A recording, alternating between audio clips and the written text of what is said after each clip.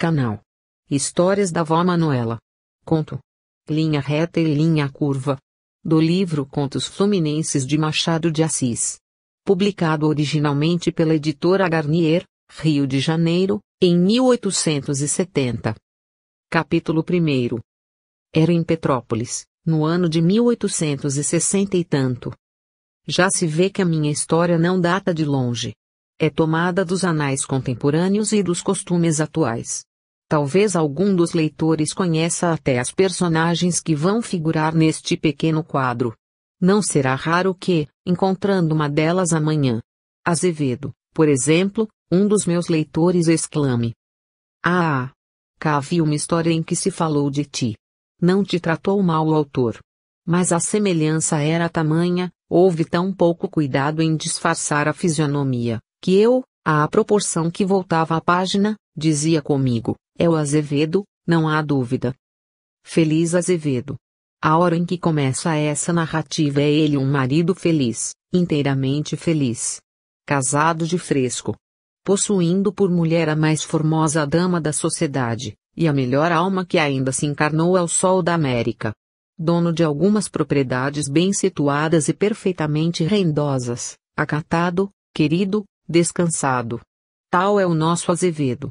A quem por cúmulo de ventura coroam os mais belos, 26 anos.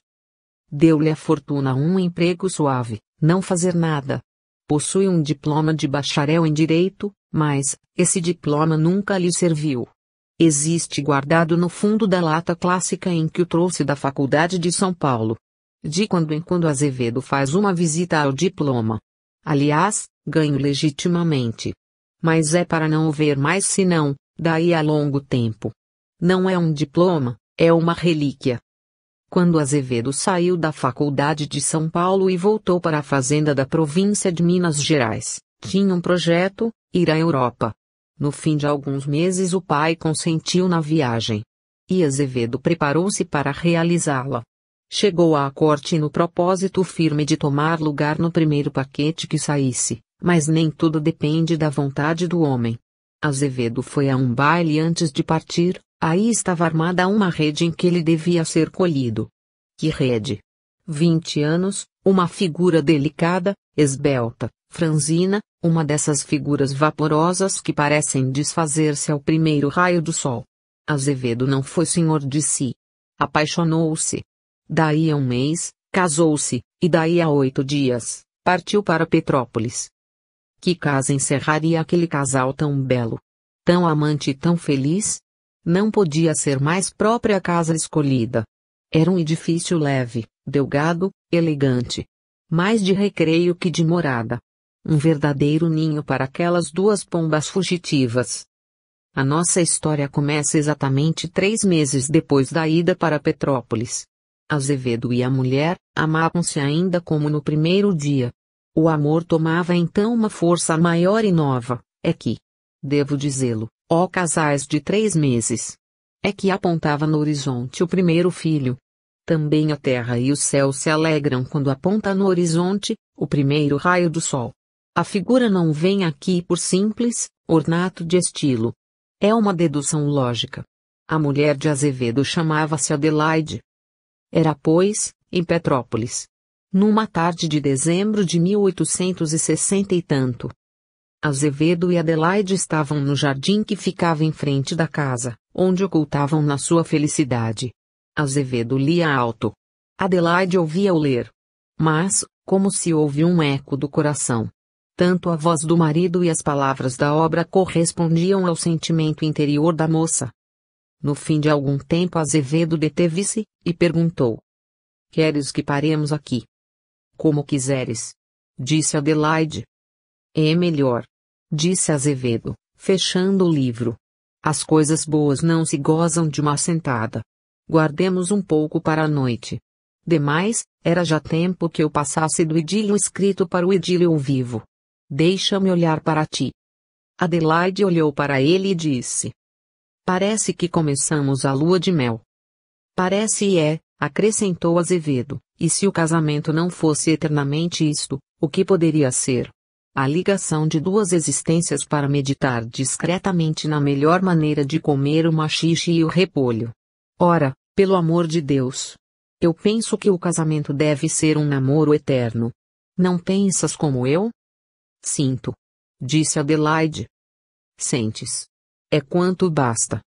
Mas que as mulheres sintam é natural. Os homens são homens. O que nas mulheres é sentimento, nos homens é pieguice. Desde pequena me dizem isto. Enganam-te desde pequena. Disse Azevedo rindo. Antes isso. É a verdade. E desconfia sempre dos que mais falam, sejam homens ou mulheres. Tens perto um exemplo. A Emília fala muito da sua isenção. Quantas vezes se casou? Até aqui, 2, e está nos 25 anos. Era melhor calar-se mais, e casar-se menos. Mas nela é brincadeira. Disse Adelaide. Pois não. O que não é brincadeira é que os 3 meses do nosso casamento parecem-me 3 minutos. 3 meses! Exclamou Adelaide. Como foge o tempo! Disse Azevedo. Dirás sempre o mesmo? Perguntou Adelaide com um gesto de incredulidade. Azevedo abraçou-a, e perguntou. Duvidas? Receio. É tão bom ser feliz. Sê-lo-á sempre, e do mesmo modo. De outro não entendo eu. Neste momento ouviram os dois uma voz que partia da porta do jardim. O que é que não entendes? Dizia essa voz. Olharam. À porta do jardim estava um homem alto, bem parecido, trajando com elegância, luvas cor de palha, chicotinho na mão.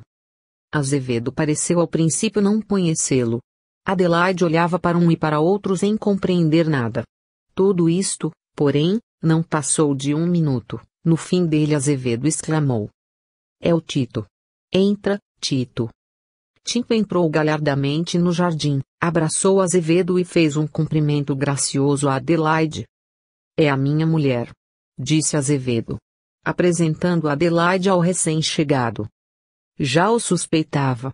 Respondeu Tito. E aproveito a ocasião para dar-te os meus parabéns. Recebeste a nossa carta de participação? Em Valparaíso. Anda, senta-te, e conta-me a tua viagem. Isso é longo, disse Tito sentando-se. O que te posso contar é que desembarquei ontem no Rio. Tratei de indagar a tua morada. Disseram-me que estavas temporariamente em Petrópolis. Descansei, mas logo hoje tomei a barca da prainha e aqui estou. Eu já suspeitava que com o teu espírito de poeta irias esconder tua felicidade em algum recanto do mundo. Com efeito, isto é verdadeiramente uma nesga do paraíso. Jardim, caramanchões, uma casa leve e elegante, um livro. Bravo. Marília de Dirceu. É completo. Tutiri, Tupatulai. Caio no meio de um edílio. Pastorinha. Onde está o cajado? Adelaide ri às gargalhadas. Tito continua. Ri mesmo como uma pastorinha, alegre. E tu, Teócrito? Que fazes? Deixas correr os dias como as águas do Paraíba? Feliz criatura. Sempre o mesmo. Disse Azevedo. O mesmo doido. Acha que ele tem razão, minha senhora? Acho. Se o não ofendo. Qual ofender? Se eu até me honro com isso, sou um doido inofensivo, isso é verdade. Mas é que realmente são felizes como poucos. Há quantos meses se casaram? 3 meses faz domingo. Respondeu Adelaide. Disse há pouco que me pareciam 3 minutos. Acrescentou Azevedo. Tito olhou para ambos, e disse. 3 meses, 3 minutos. Eis toda a verdade da vida. Se os pusessem sobre uma grelha, como São Lourenço, 5 minutos eram 5 meses. E ainda se fala em tempo. Há lá tempo. O tempo está nas nossas impressões. Há meses para os infelizes, e minutos para os venturosos. Mas que ventura! Exclama Azevedo. Completa. Não? Imagino. Marido de um serafim, nas graças e no coração. Não reparei que estava aqui. Mas não precisa corar. Disto, há de me ouvir 20 vezes por dia. O que penso, digo. como não te hão de invejar os nossos amigos? Isso, não sei. Pudera. Encafuado neste desvão do mundo, de nada podes saber. E fazes bem. Isto de ser feliz à vista de todos é repartir a felicidade. Ora, para respeitar o princípio devo ir-me já embora. Dizendo isto, Tito levantou-se. Deixa-te disso, fica conosco. Os verdadeiros amigos também são a felicidade. Disse Adelaide. Ah! É até bom que aprendas em nossa escola a ciência do casamento. Acrescentou Azevedo. Para quê? Perguntou Tito meneando o chicotinho. Para te casares. Fez Tito. Não pretende? Perguntou Adelaide. Estás ainda, o mesmo que em outro tempo. O mesmíssimo, respondeu Tito. Adelaide fez um gesto de curiosidade e perguntou. Tem horror ao casamento? Não tenho vocação. Respondeu Tito. É puramente um caso de vocação. Quem a não tiver, não se meta nisso. Que é perder o tempo, e o sossego. Desde muito tempo, estou convencido disto. Ainda te não bateu a hora. Nem bate. Disse Tito. Mas, se bem me lembro, disse Azevedo, oferecendo-lhe um charuto. Houve um dia em que fugiste às teorias do costume, andavas então apaixonado. Apaixonado, é engano. Houve um dia em que a providência trouxe uma confirmação aos meus instintos solitários. Meti-me, a pretender uma senhora. É verdade. Foi um caso engraçado. Como foi o caso? Perguntou Adelaide. O Tito viu em um baile uma rapariga. No dia seguinte apresenta-se em casa dela, e, sem mais nem menos, pede-lhe a mão. Ela responde. Que te respondeu? Respondeu por escrito que eu era um tolo, e me deixasse daquilo. Não disse positivamente, tolo. Mas vinha dar na mesma. É preciso confessar que semelhante resposta não era própria. Voltei atrás e nunca mais amei. Mas amou naquela ocasião? Perguntou Adelaide. Não sei se era amor, respondeu Tito. Era uma coisa. Mas note, isto foi há uns bons 5 anos. Daí para cá ninguém mais me fez bater o coração. Pior para ti. Eu sei. Disse Tito, levantando os ombros. Se não tenho os gozos íntimos do amor, não tenho nem os dissabores, nem os desenganos. É já uma grande fortuna. No verdadeiro amor não há nada disso. Disse sentenciosamente, a mulher de Azevedo. Não há? Deixemos o assunto. Eu podia fazer um discurso a propósito, mas, prefiro ficar conosco. Azevedo atalhou-o. Está sabido. Não tenho essa intenção. Mas tenho eu. Hás de ficar. Mas eu já mandei o criado tomar alojamento no hotel de Bragança. Pois manda contra a ordem. Fica comigo. Insisto em não perturbar a tua paz. Deixa-te disso. Fique. Disse Adelaide. Ficarei. E amanhã, continuou Adelaide, depois de ter descansado, há de nos dizer qual é o segredo da isenção de que tanto se ufana. Não há segredo, disse Tito. O que há, é isto. Entre um amor que se oferece, ou uma partida de voltarete, não hesito, atiro-me ao voltarete. A propósito, Ernesto. Sabes que encontrei no Chile um famoso parceiro de voltarete? Fez a casca mais temerária que tenho visto. Sabe o que é uma casca, minha senhora? Não, respondeu Adelaide. Pois eu lhe explico. Azevedo olhou para fora e disse. Aí chega a dona Emília. Com efeito, à porta do jardim parava uma senhora dando o braço a um velho de 50 anos. Dona Emília era uma moça a que se pode chamar uma bela mulher. Era alta na estatura, e altiva de caráter. O amor que pudesse infundir seria por imposição. De suas maneiras, e das suas graças, inspiravam não sei o que de rainha, que dava vontade de levá-la a um trono. Trajava com elegância e simplicidade. Ela tinha essa elegância natural, que é outra elegância, diversa da elegância dos enfeites. A propósito da qual já tive ocasião de escrever esta máxima. Que há, pessoas elegantes e pessoas enfeitadas. Olhos negros e rasgados, cheios de luz e de grandeza. Cabelos castanhos e abundantes, nariz reto como o de Safo, boca vermelha e breve. Faces de cetim, colo e braços como os das estátuas. Tais eram os traços da beleza de Emília. Quanto ao velho que lhe dava o braço, era, como disse, um homem de 50 anos. Era o que se chama em português chão e rude. Um velho gaiteiro. Pintado, espartilhado, via-se nele uma, como que ruína do passado, reconstruída por mãos modernas, de modo a ter esse aspecto bastardo que não é nem a austeridade da velhice, nem a frescura da mocidade. Não havia dúvida de que o velho devia ter sido um belo rapaz em seus tempos, mas presentemente, se algumas conquistas tivesse feito, só podia contentar-se com a lembrança delas. Quando Emília entrou no jardim, todos se achavam de pé. A recém-chegada apertou a mão a Azevedo e foi beijar Adelaide. Ia sentar-se na cadeira que Azevedo lhe oferecera, quando reparou em Tito que se achava a um lado. Os dois cumprimentaram-se, mas com ar diferente. Tito parecia tranquilo e friamente polido, mas Emília, depois de cumprimentá-lo, conservou os olhos fitos nele, como que avocando uma memória do passado. Feitas as apresentações necessárias, e a Diogo Franco, é o nome do velho braceiro, todos tomaram assentos. A primeira que falou foi Emília. Ainda hoje não vinha se não fosse a obsequiosidade do senhor Diogo. Adelaide olhou para o velho e disse: "O senhor Diogo é uma maravilha." Diogo empertigou-se e murmurou, com certo tom de modéstia: "Nem tanto. Nem tanto." É, disse Emília. "Não é talvez uma, porém duas maravilhas." "Ah! Sabes que me vai fazer um presente?"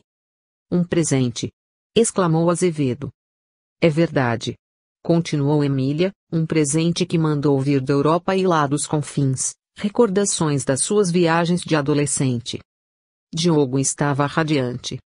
"É uma insignificância," disse ele olhando ternamente para Emília. "Mas o que é?" perguntou Adelaide. Adivinhem? É um urso branco." "Um urso branco? Deveras? Está para chegar, mas só ontem é que me deu notícia dele. Que amável lembrança." "Um urso!" exclamou ainda Azevedo. Tito inclinou-se ao ouvido do amigo, e disse em voz baixa: "Com ele. Fazem dois."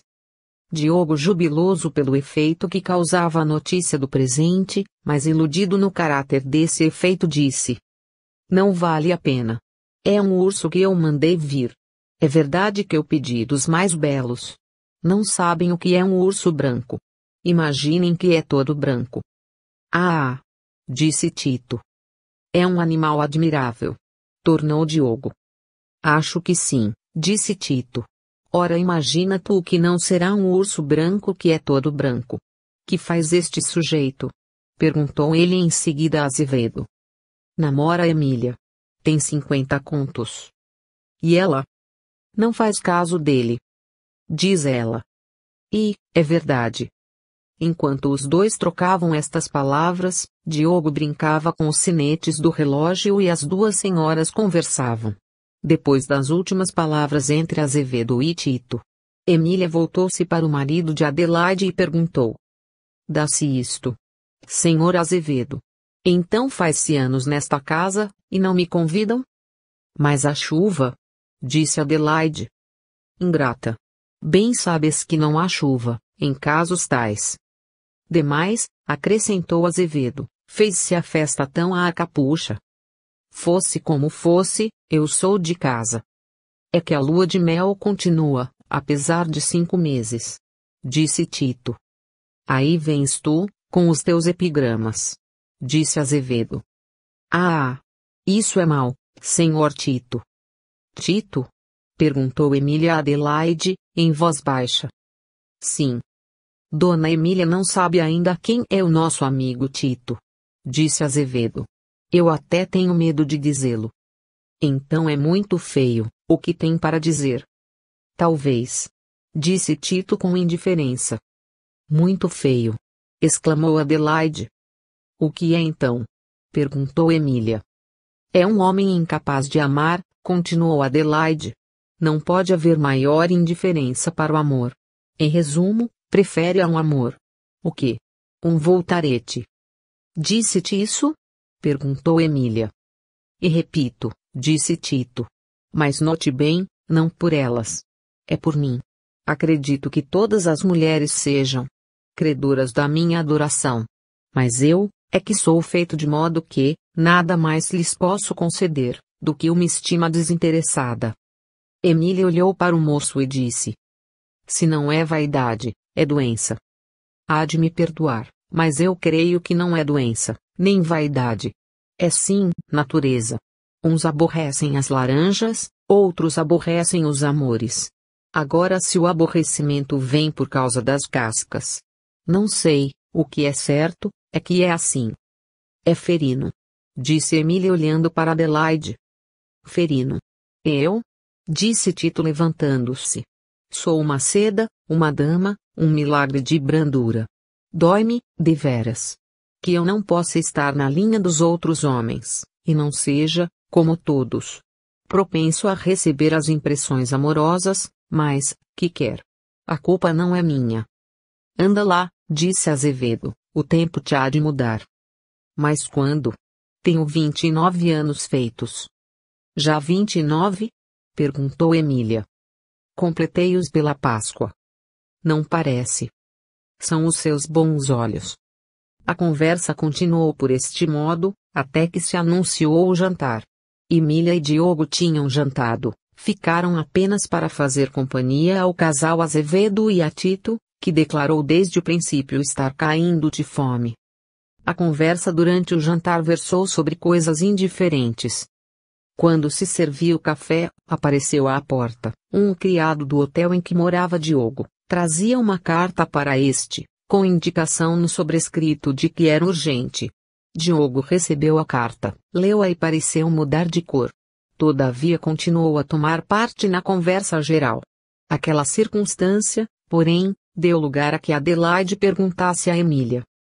Quando te deixará este eterno namorado? Eu sei cá. Respondeu Emília. Mas afinal de contas, não é mau homem. Tem aquela mania de me dizer no fim de todas as semanas, que nutre por mim uma ardente paixão. Enfim, se não passa de declaração semanal. Não passa. Tem a vantagem de ser um braceiro infalível para a rua, e um realejo menos mal dentro de casa. Já me contou umas 50 vezes as batalhas amorosas em que entrou. Todo o seu desejo é acompanhar-me a uma viagem à roda do globo. Quando me fala nisto, se é à noite, e é quase sempre à noite, mando vir o chá, excelente meio de aplacar-lhe os ardores amorosos. Gosta do chá que se pela. Gosta tanto como de mim. Mas, aquela do urso branco. E se realmente mandou vir um urso? Aceita. Pois eu hei de sustentar um urso. Não me faltava mais nada. Adelaide sorriu-se e disse. Quer me parecer que acabas por te apaixonar. Por quem? Pelo urso. Não. Pelo Diogo. Neste momento achavam-se as duas perto de uma janela. Tito conversava no sofá com Azevedo. Diogo refletia profundamente, estendido numa poltrona. Emília tinha os olhos em Tito. Depois de um silêncio, disse ela para Adelaide. Que achas ao tal amigo do teu marido? Parece um presumido. Nunca se apaixonou. É crível? Talvez seja verdade. Não acredito. Pareces criança. Diz aquilo dos dentes para fora. É verdade que não tenho maior conhecimento dele. Quanto a mim, pareceu-me não ser estranha aquela cara. Mas não me lembro. Parece ser sincero. Mas dizer aquilo, é já atrevimento. Está claro. De que te ris? Lembra-me um do mesmo gênero que este, disse Emília. Foi já há tempos. Andava sempre a gabar-se da sua isenção. Dizia que todas as mulheres eram para ele vasos da China, admirava-as e nada mais. Coitado. Caiu em menos de um mês. Adelaide. Viu beijar-me a ponta dos sapatos. Depois do que, desprezei-o. Que fizeste? Ah! Não sei o que fiz. Santa Astúcia foi quem operou o milagre. Vinguei o sexo e abati um orgulhoso. Bem feito. Não era menos do que este. Mas falemos de coisas sérias. Recebi as folhas francesas de modas. Que há de novo? Muita coisa. Amanhã as mandarei. Repara em um novo corte de mangas. É lindíssimo. Já mandei encomendas para a corte. Em artigos de passeios, a fartura, e do melhor.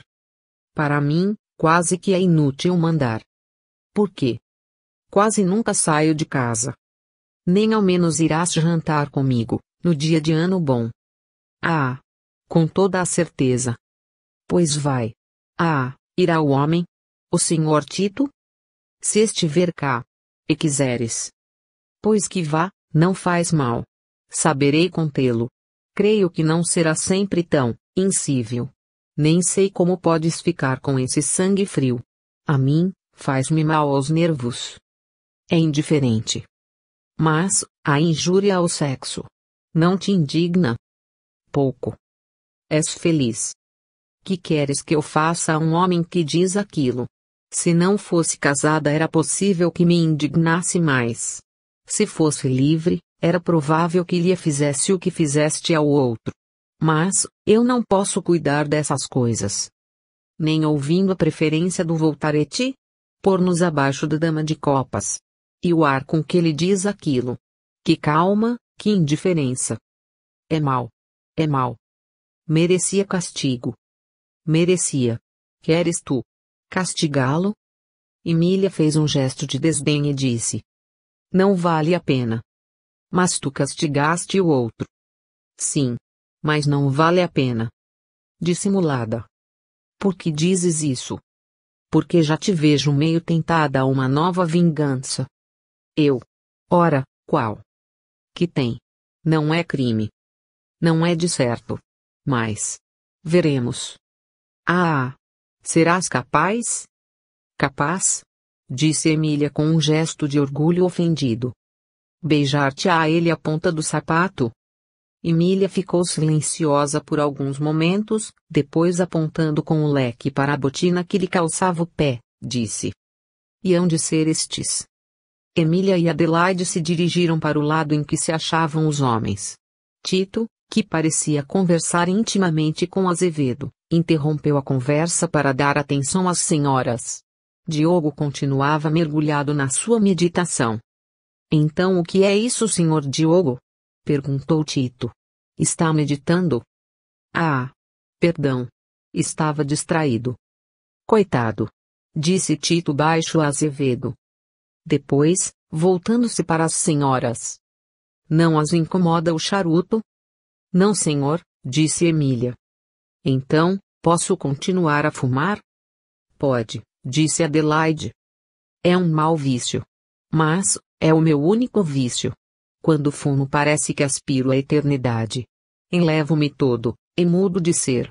Divina invenção. Dizem que é excelente para os desgostos amorosos. Disse Emília com intenção. Isso não sei. Mas, não é só isto. Depois da invenção do fumo, não há solidão possível. É a melhor companhia deste mundo. Demais, o charuto é um verdadeiro memento convertendo-se pouco a pouco em cinzas, vai lembrando ao homem o fim real e infalível de todas as coisas. É o aviso filosófico. É a sentença fúnebre que nos acompanha em toda a parte. Já é um grande progresso. Mas estou eu a aborrecer com uma dissertação tão pesada. Hão de desculpar, que foi descuido. Ora, a falar a verdade, eu já vou desconfiando. Vossa Excelência olha com olhos tão singulares. Emília, a quem era dirigida a palavra, respondeu. Não sei se são singulares, mas são os meus. Penso que não são os do costume. Está talvez Vossa Excelência a dizer consigo que eu sou um esquisito, um singular, um vaidoso. É verdade. 7º mandamento. Não levantar falsos testemunhos. Falsos. Diz o mandamento. Não me dirá em que sou eu, vaidoso? Ah! A isso não respondo eu. Por que não quer? Por quê? Não sei. É uma coisa que se sente, mas que se não pode descobrir. Respira-lhe a vaidade em tudo, no olhar, na palavra, no gesto. Mas não se atina com a verdadeira origem de tal doença. É a pena. Eu tinha grande prazer em ouvir da sua boca o diagnóstico da minha doença. Em compensação, pode ouvir da minha o diagnóstico da sua. A sua doença é. Digo. Pode dizer. É um despeitozinho. Deveras. Vamos ver isso. Disse Azevedo rindo-se. Tito continuou. Despeito pelo que eu disse há pouco. Por um engano. Disse Emília rindo-se. É com toda certeza. Mas é tudo gratuito. Eu não tenho culpa de coisa alguma. A natureza é que me fez assim.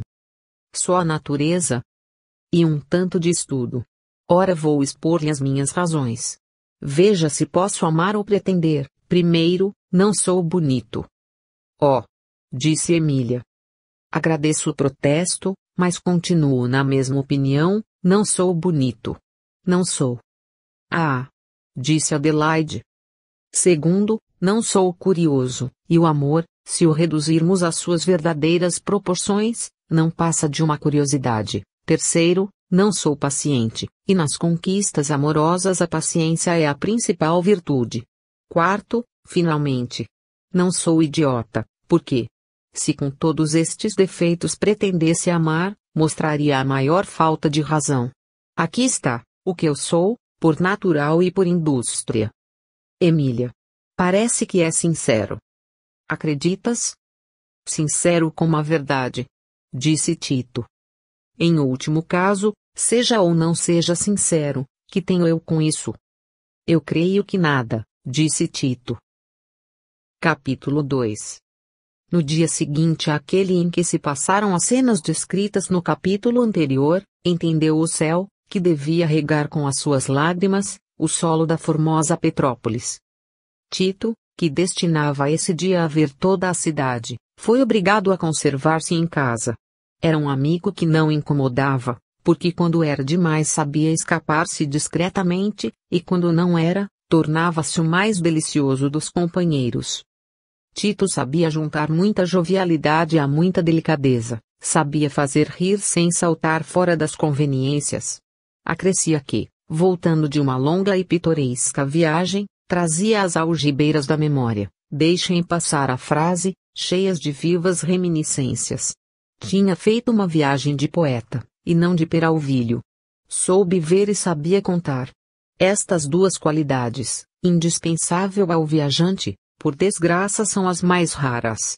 A maioria das pessoas que viajam nem sabem ver, nem sabem contar. Tito tinha andado por todas as repúblicas do Mar Pacífico, tinha vivido no México e em alguns estados americanos. Tinha depois ido à Europa no paquete da linha de Nova York. Viu Londres e Paris.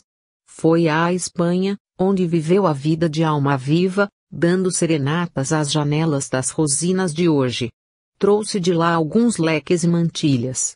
Passou à Itália e levantou o espírito à altura das recordações da arte clássica. Viu a sombra de Dante nas ruas de Florença, viu as almas dos doges pairando saudosas sobre as águas viúvas do mar Adriático, a terra de Rafael, de Virgílio e, Miguel Ângelo foi para ele uma fonte viva de recordações do passado e de impressões para o futuro. Foi à Grécia, onde soube evocar o espírito das gerações extintas, que deram ao gênio da arte e da poesia, um fulgor que atravessou as sombras dos séculos. Viajou ainda mais o nosso herói, e tudo viu com olhos de quem sabe ver. E tudo contava, com alma de quem sabe contar. Azevedo e Adelaide passavam horas esquecidas. Do amor, dizia ele, eu só sei que é uma palavra de 4 letras, um tanto eufônica, é verdade, mas núncia de lutas e desgraças. Os bons amores são cheios de felicidade, porque têm a virtude de não alçarem olhos para as estrelas do céu. Contentam-se com ceias à meia-noite, e alguns passeios a cavalo, ou por mar. Esta era a linguagem constante de Tito. Exprimia ela a verdade, ou era uma linguagem de convenção? Todos acreditavam que a verdade estava na primeira hipótese, até porque essa era de acordo com o espírito jovial e folgazão de Tito. No primeiro dia da residência de Tito em Petrópolis, a chuva, como disse acima, impediu que os diversos personagens desta história se encontrassem. Cada qual ficou na sua casa. Mas o dia imediato foi mais benigno. Tito aproveitou o bom tempo para ir ver a risonha cidade da Serra. Azevedo e Adelaide quiseram acompanhá-lo, mandaram aparelhar 3 jinetes próprios para o ligeiro passeio. Na volta foram visitar Emília. Durou poucos minutos a visita. A bela viúva recebeu-os com graça e cortesia de princesa. Era a primeira vez que Tito lá ia, e fosse por isso, ou por outra circunstância, foi ele quem mereceu as principais atenções da dona da casa. Diogo, que então fazia a sua 100ª declaração de amor a Emília, e a quem Emília acabava de oferecer uma chávena de chá, não viu com bons olhos a demasiada atenção que o viajante merecia da dama dos seus pensamentos. Essa, e talvez outras circunstâncias, faziam com que o velho Adonis assistisse à conversação com a cara fechada. À despedida, Emília ofereceu a casa a Tito, com a declaração de que teria a mesma satisfação em recebê-lo muitas vezes. Tito aceitou cavalheiramente o oferecimento. Feito o que, saíram todos. 5 dias depois desta visita, Emília foi à casa de Adelaide. Tito não estava presente, andava a passeio. Azevedo tinha saído para um negócio, mas voltou daí a alguns minutos. Quando, depois de 1 hora de conversa, Emília já de pé preparava-se para voltar à casa, entrou Tito. Ia sair quando entrou, disse Emília. Parece que nos contrariamos em tudo. Não é por minha vontade, respondeu Tito. Pelo contrário, meu desejo é não contrariar pessoa alguma, e portanto não contrariar Vossa Excelência. Não parece. Por quê? Emília sorriu e disse com uma inflexão de censura. Sabe que me daria prazer se utilizasse do oferecimento de minha casa. Ainda se não utilizou. Foi esquecimento? Foi. É muito amável. Sou muito franco. Eu sei que Vossa Excelência preferia uma delicada mentira, mas eu não conheço nada mais delicado que a verdade. Emília sorriu. Nesse momento entrou Diogo. Ia sair, dona Emília? Perguntou ele. Esperava o seu braço. Aqui o tem. Emília despediu-se de Azevedo e de Adelaide. Quanto a Tito, no momento em que ele curvava-se respeitosamente, Emília disse-lhe com a maior placidez da alma. Há alguém tão delicado como a verdade, é o Sr. Diogo. Espero dizer o mesmo. De mim? Interrompeu Tito. Amanhã mesmo. Emília saiu pelo braço de Diogo. No dia seguinte, com efeito, Tito foi à casa de Emília. Ela o esperava com certa impaciência. Como não soubesse a hora em que ele devia apresentar-se lá, a bela viúva esperou-o a todos os momentos, desde manhã. Só ao cair da tarde que Tito dignou-se aparecer. Emília morava com uma tia velha. Era uma boa senhora, amiga da sobrinha, e inteiramente escrava da sua vontade. Isto quer dizer que não havia em Emília o menor receio que a boa tia não assinasse de antemão. Na sala em que Tito foi recebido não estava ninguém. Ele teve portanto tempo de sobra para examiná-la à vontade. Era uma sala pequena, mas mobiliada e adornada com gosto. Móveis leves, elegantes e ricos, 4 finíssimas estatuetas, copiadas de Pradier, um piano de Erard, tudo disposto e arranjado com vida. Tito gastou o primeiro quarto de hora no exame da sala e dos objetos que a enchiam. Este exame devia influir muito no estudo que ele quisesse fazer do espírito da moça. Dize-me como moras, dir-te-ei quem és. Mas o primeiro quarto de hora correu sem que aparecesse viva alma, nem que se ouvisse rumor de natureza alguma. Tito começou a impacientar-se. Já sabemos que espírito brusco era ele, apesar da suprema delicadeza que todos lhe reconheciam. Parece, porém, que a sua rudeza, quase sempre exercida contra Emília, era antes estudada, que natural. O que é certo é que no fim de meia hora, aborrecido pela demora, Tito murmurou consigo. Quer tomar desforra? E tomando o chapéu que havia posto numa cadeira ia dirigindo-se para a porta quando ouviu um farfalhar de sedas. Voltou a cabeça, e Emília entrava. Fugia. É verdade. Perdoe a demora. Não há que perdoar, não podia vir, era natural que fosse por algum motivo sério. Quanto a mim, não tenho igualmente de que pedir perdão. Esperei, estava cansado, voltaria em outra ocasião. Tudo isto é natural. Emília ofereceu uma cadeira a Tito e sentou-se num sofá. Realmente, disse ela acomodando o balão, o Sr. Tito é um homem original. É a minha glória. Não imagina como eu aborreço as cópias. Fazer o que muita gente faz, que mérito há nisso? Não nasci para esses trabalhos de imitação. Já uma coisa fez com muita gente. Qual foi? Prometeu-me ontem esta visita e veio cumprir a promessa. Ah! Minha senhora! Não lance isto à conta das minhas virtudes. Podia não vir, vim, não foi vontade. Foi acaso. Em todo caso, agradeço-lhe. É o meio de me fechar a sua porta. Por quê? Porque eu não me dou com esses agradecimentos, nem creio mesmo que eles possam acrescentar nada à minha admiração pela pessoa de Vossa Excelência. Fui visitar muitas vezes as estátuas dos museus da Europa, mas se elas se lembrassem de me agradecer um dia, dou-lhe a minha palavra que não voltava lá. A estas palavras seguiu-se um silêncio de alguns segundos. Emília foi quem falou primeiro. Há muito tempo que se dá com o marido de Adelaide? Desde criança, respondeu Tito. Ah! Foi criança. Ainda hoje sou. É exatamente o tempo das minhas relações com Adelaide.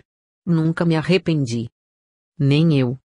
Houve um tempo, prosseguiu Emília, em que estivemos separadas, mas isso não trouxe mudança alguma às nossas relações. Foi no tempo do meu primeiro casamento. Ah! Foi casada 2 vezes? Em 2 anos. E por que enviuvou da primeira? Porque meu marido morreu, disse Emília rindo-se. Mas eu pergunto outra coisa. Por que se fez viúva, mesmo depois da morte de seu primeiro marido? Creio que poderia continuar casada. De que modo? Perguntou Emília com espanto. Ficando mulher do finado. Se o amor acaba na sepultura, acho que não vale a pena de procurá-lo neste mundo. Realmente o Sr. Tito é um espírito fora do comum. Um tanto. É preciso que o seja para desconhecer que a nossa vida não importa essas exigências da eterna fidelidade. E demais, pode-se conservar a lembrança dos que morrem, sem renunciar às condições da nossa existência. Agora é que eu lhe pergunto, por que me olha com olhos tão singulares? Não sei se são singulares, mas são os meus. Então, acha que eu cometi uma bigamia? Eu não acho nada. Ora, deixe-me dizer-lhe a última razão da minha incapacidade para os amores. Sou toda ouvidos. Eu não creio na fidelidade. Em absoluto? Em absoluto. Muito obrigada. Ah! Eu sei que isto não é delicado, mas em primeiro lugar, eu tenho a coragem das minhas opiniões, e em segundo, foi Vossa Excelência quem me provocou. É infelizmente verdade, eu não creio nos amores leais e eternos. Quero fazê-la minha confidente. Houve um dia em que eu tentei amar, concentrei todas as forças vivas do meu coração, dispus-me a reunir o meu orgulho e a minha ilusão na cabeça do objeto amado. Que lição mestra! O objeto amado, depois de me alimentar as esperanças, casou-se com outro que não era nem mais bonito, nem mais amante. Que prova isso? Perguntou a viúva. Prova que me aconteceu o que pode acontecer e acontece diariamente aos outros. Ora, há de me perdoar, mas eu creio que é uma coisa já metida na massa do sangue. Não diga isso. É certo que podem acontecer casos desses, mas serão todos assim? Não admite uma exceção? Aprofunde mais os corações alheios se quiser encontrar a verdade. E há de encontrar. Qual? Disse Tito abaixando a cabeça e batendo com a bengala na ponta do pé. Posso afirmá-lo, disse Emília. Duvido. Tenho pena de uma criatura assim, continuou a viúva. Não conhecer o amor é não conhecer a vida. Há nada igual à união de duas almas que se adoram. Desde que o amor entra no coração, tudo se transforma, tudo muda. A noite parece dia, a dor assemelha-se ao prazer. Se não conhece nada disto, pode morrer, porque é o mais infeliz dos homens. Tenho lido isso nos livros, mas ainda não me convenci. Já reparou na minha sala? Já vi alguma coisa. Reparou naquela gravura? Tito olhou para a gravura que a viúva lhe indicava. Se não me engano, disse ele, aquilo é o amor domando as feras. Veja e convença-se. Com a opinião do desenhista, perguntou Tito. Não é possível. Tenho visto gravuras vivas. Tenho servido de alvo a muitas setas. Crivam-me todo. Mas, eu tenho a fortaleza de São Sebastião. Afronto, não me curvo? Que orgulho! O que pode fazer dobrar uma altivez destas? A beleza? Nem Cleópatra. A castidade? Nem Susana. Resuma, se quiser, todas as qualidades em uma só criatura, e eu não mudarei. É isto e nada mais. Emília levantou-se e dirigiu-se para o piano. Não aborrece a música? Perguntou ela abrindo o piano. Adoro-a, respondeu o moço sem se mover. Agora quanto aos executantes só gosto dos bons. Os maus dão-me ímpetos de enforcá-los. Emília executou ao piano os prelúdios de uma sinfonia. Tito ouvia com a mais profunda atenção. Realmente a bela viúva tocava divinamente. Então, disse ela levantando-se, devo ser enforcada? Deve ser coroada. Toca perfeitamente. Outro ponto em que não é original. Toda a gente me diz isso. Ah! Eu também não nego a luz do sol. Neste momento entrou na sala a tia de Emília. Esta apresentou-lhe Tito. A conversa tomou então um tom pessoal e reservado, durou pouco, aliás, porque Tito, travando repentinamente do chapéu, declarou que tinha que fazer. Até quando? Até sempre. Despediu-se e saiu. Emília ainda o acompanhou com os olhos por algum tempo, da janela da casa. Mas Tito, como se o caso não fosse com ele, seguiu sem olhar para trás. Mas, exatamente no momento em que Emília voltava para dentro, Tito encontrava o velho Diogo. Diogo ia na direção da casa da viúva. Tinha um ar pensativo. Tão distraído ia, que chegou quase a esbarrar com Tito. Onde vai tão distraído? Perguntou Tito. Ah! É o senhor? Vem da casa de Dona Emília? Venho. Eu para lá vou. Coitada! Há de estar muito impaciente com a minha demora. Não está. Não, senhor. Respondeu Tito com o maior sangue frio. Diogo lançou-lhe um olhar de despeito. A isso seguiu-se um silêncio de alguns minutos, durante o qual Diogo brincava com a corrente do relógio, e Tito lançava ao ar novelos de fumaça de um primoroso Havana. Um desses novelos foi desenrolar-se na cara de Diogo. O velho tossiu e disse a Tito. Apre lá, senhor Tito. É demais. O que, meu caro senhor? Perguntou o rapaz. Até a fumaça. Foi sem reparar. Mas eu não compreendo as suas palavras. Eu me faço explicar, disse o velho tomando um ar risonho. Dê-me o seu braço. Pois não. E os dois seguiram conversando como dois amigos velhos. Estou pronto a ouvir a sua explicação. Lá vai. Sabe o que eu quero? É que seja franco. Não ignora que eu suspiro aos pés da viúva. Peço-lhe que não discuta o fato, admita-o simplesmente. Até aqui tudo ia caminhando bem, quando o senhor chegou a Petrópolis. Mas... ouça-me silenciosamente. Chegou o senhor a Petrópolis, e sem que eu lhe tivesse feito mal algum, entendeu disse para si que me havia de tirar do lance. Desde então começou a corte. Meu caro senhor Diogo, tudo isso é uma fantasia. Eu não faço a corte a Dona Emília, nem pretendo fazer-lhe. Vem-me acaso frequentar a casa dela? Acaba de sair de lá. É a primeira vez que a visito. Quem sabe? Demais, ainda ontem não ouviu em casa de Azevedo as expressões com que ela se despediu de mim? Não são de mulher que... Ah! Isso não prova nada. As mulheres, e sobretudo aquela, nem sempre dizem o que sentem. Então acha que aquela sente alguma coisa por mim? Se não fosse isso, não lhe falaria. Ah! Ora, eis aí uma novidade. Suspeito apenas. Ela só me fala do Senhor, indaga-me 20 vezes por dia de sua pessoa, dos seus hábitos, do seu passado e das suas opiniões.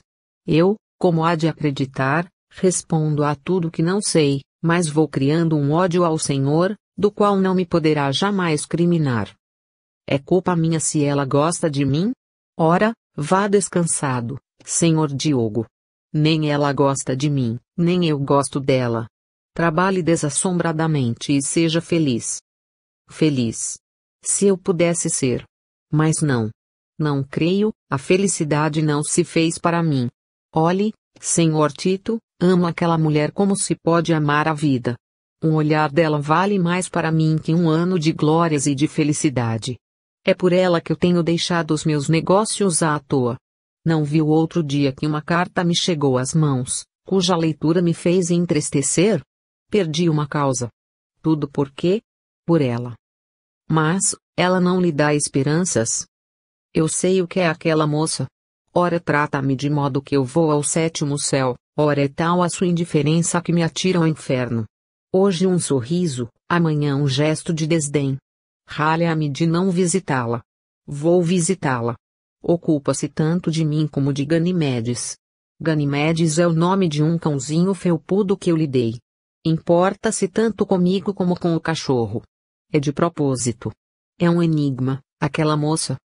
Pois não serei eu quem o decifre, Senhor Diogo. Desejo-lhe muita felicidade. Adeus. E os dois separaram-se. Diogo seguiu para a casa de Emília, Tito para a casa de Azevedo. Tito acabava de saber que a viúva pensava nele, todavia, isso não lhe dera um menor abalo. Por quê? É o que saberemos mais adiante. O que é preciso dizer desde já, é que as mesmas suspeitas despertadas no espírito de Diogo, tivera a mulher de Azevedo. A intimidade de Emília dava lugar a uma franca interrogação, e a uma confissão franca. Adelaide, no dia seguinte àquele em que se passou a cena que referi acima, disse a Emília o que pensava. A resposta da viúva foi uma risada. Não te compreendo, disse a mulher de Azevedo. É simples. Disse a viúva. Julgas-me capaz de apaixonar-me pelo amigo de teu marido? Enganas-te. Não, eu não o amo. Somente, como te disse no dia em que o vi aqui pela primeira vez, empenho-me em tê-lo a meus pés. Se bem me recordo, foste tu mesma quem me deu conselho. Aceitei-o. Hei de vingar o nosso sexo. É um pouco de vaidade minha, embora. Mas, eu creio que aquilo que nenhuma fez, falo-ei eu. Ah! Cruelzinha. É isso. Nem mais, nem menos. Achas possível? Por que não? Reflete que a derrota será dupla. Será, mas não há de haver. Esta conversa foi interrompida por Azevedo. Um sinal de Emília fez calar Adelaide. Ficou convencionado que, nem mesmo Azevedo saberia de coisa alguma. E, com efeito, Adelaide nada comunicou a seu marido. Capítulo 3. Tinham-se passado 8 dias depois do que acabo de narrar. Tito, como temos visto até aqui, estava no terreno do primeiro dia. Passeava, lia, conversava e parecia inteiramente alheio aos planos que se tramavam em roda dele. Durante esse tempo foi apenas 2 vezes à casa de Emília, uma com a família de Azevedo, outra com Diogo. Nestas visitas era sempre o mesmo, frio, indiferente, impassível. Não havia olhar, por mais sedutor e significativo, que o abalasse. Nem a ideia de que andava no pensamento da viúva, era capaz de animá-lo. Porque, ao menos, se não é capaz de amar, não procura entreter um desses namoros de sala, que tanto lisonjeiam a vaidade dos homens. Esta pergunta era feita por Emília, a si mesma. Sob a impressão da estranheza que lhe causava a indiferença do rapaz. Ela não compreendia que Tito pudesse conservar-se de gelo, diante dos seus encantos. Mas, infelizmente era assim. Cansada de trabalhar em vão, a viúva determinou dar um golpe mais decisivo. Encaminhou a conversa para as doçuras do casamento e lamentou o estado de sua viuvez. O casal Azevedo era para ela o tipo da perfeita felicidade conjugal. Apresentava aos olhos de Tito, como um incentivo para quem queria ser venturoso na terra. Nada. Nem a tese, nem a hipótese. Nada moveu a frieza de Tito. Emília jogava um jogo perigoso. Era preciso decidir entre os seus desejos de vingar o sexo e as conveniências da sua posição. Mas ela era de um caráter imperioso. Respeitava muito os princípios de sua moral severa, mas não acatava do mesmo modo as conveniências de que a sociedade cercava essa moral. A vaidade impunha no espírito dela, com força prodigiosa. Assim que a bela viúva foi usando todos os meios que era lícito empregar para fazer apaixonar Tito. Mas, apaixonado ele, o que faria ela? A pergunta é ociosa. Desde que ela o tivesse aos pés, trataria de conservá-lo aí fazendo parelha ao velho Diogo. Era o melhor troféu que uma beleza altiva pode ambicionar. Uma manhã, 8 dias depois das cenas referidas no capítulo anterior, apareceu Diogo em casa de Azevedo. Tinham aí acabado de almoçar. Azevedo subira para o gabinete, a fim de aviar alguma correspondência para a corte. Adelaide achava-se na sala do pavimento térreo. Diogo entrou com uma cara contristada, como nunca se lhe vira. Adelaide correu para ele. Que é isso? Perguntou ela. Ah! Minha senhora! Sou o mais infeliz dos homens. Por quê? Venha sentar-se. Diogo sentou-se, ou antes deixou-se cair na cadeira que Adelaide lhe ofereceu. Esta tomou lugar ao pé dele, animou-o a contar as suas mágoas. Então, que há? 2 desgraças, respondeu ele. A primeira em forma de sentença. Perdi mais uma demanda. É uma desgraça isto, mas não é nada.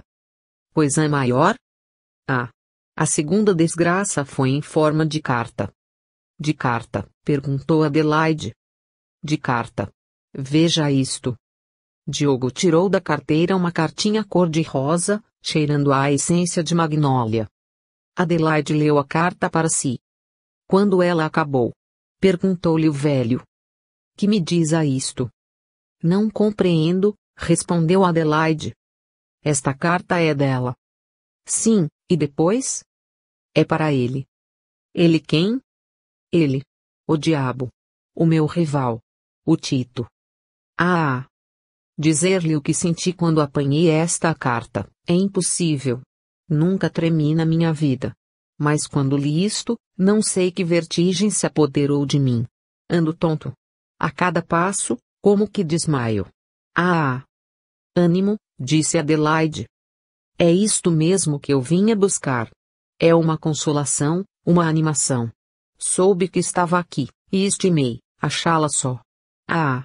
Quanto sinto que o estimável seu marido esteja vivo. Porque a melhor consolação era aceitar Vossa Excelência um coração tão mal compreendido. Felizmente ele está vivo. Diogo soltou um suspiro e disse. Felizmente. E depois de um silêncio continuou.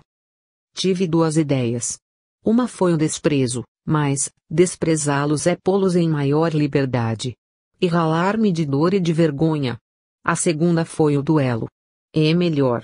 Eu mato. Ou. Deixe-se disso.